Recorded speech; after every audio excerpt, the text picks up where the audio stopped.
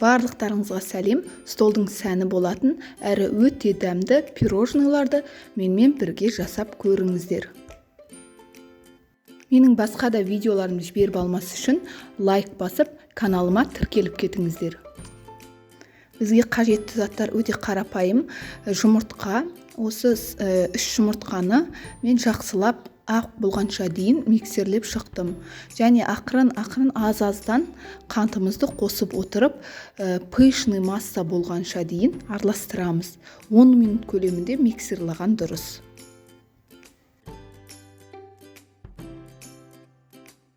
Миксерлап болғаннан кейін сүтке сұйық қосып, екеуін араластырып, жақсылап миксерлеп шығамын. Одан кейін разрыхитель мен ұн екеуін қосып, қасықтың көмегімен немесе лопатаның көмегімен араластырамыз. Миксерді қолданбаған дұрыс, өйткені ол өзінің пышный массасын жоғалтып алуы мүмкін. Сондықтан да қолымен астынан үстіне қарай араластырамыз. Міне осы дәл видеодағыдай біз көлемін жоғалтып алмас үшін астынан үстіне қарай араластырған дұрыс.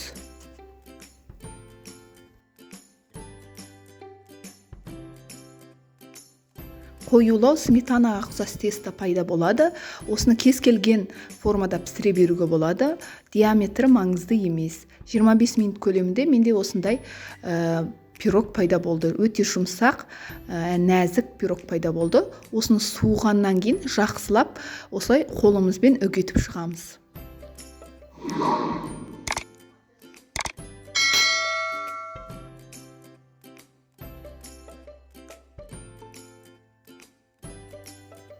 Енді мен творожный сырды жақсылап миксерледім. 200 грамм.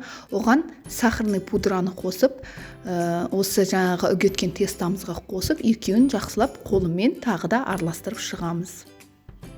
Форма жасауға келетіндей етіп араластырамыз. Мен 2-ге бөліп жартысына арахис қостым. Немесе арахис қоспауға да болады.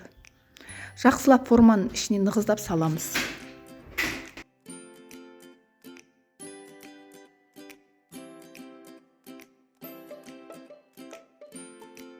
Үстін тегістеп шығып, таяқшаларымызды салып шығамыз. Дайын болған пирожныйларды міндетті түрде бір түнге морозилкаға қалдырған дұрыс. Мінекей уақыт өткеннен кейін келесі күні мен шоколадқа сұйық майды қосып микроволновкада жылытып алдым. Және де морозилкада бір түн тұрған осы пирожныйлар формаларын өте жақсы ұстайды және жұмыс істеуге ыңғайлы болады. Бір келкетіп шоколадтарды құйып шығып, дәл видеодағыдай қатырамыз. Өзі тез-тез қатып қалады, сәндеуге өте ыңғайлы болады.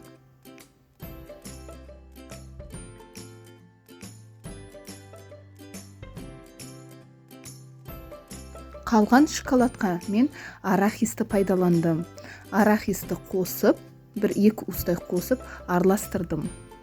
Және қалғанын осы арахиспен сәндеп шықтым.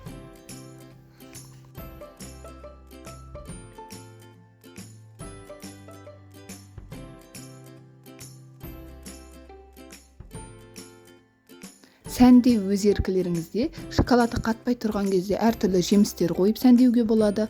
Мен жылтыр кандулинмен осылай сәндеп шықтым. Ұнаған болса, міндетті түрде жасап көріңіздер.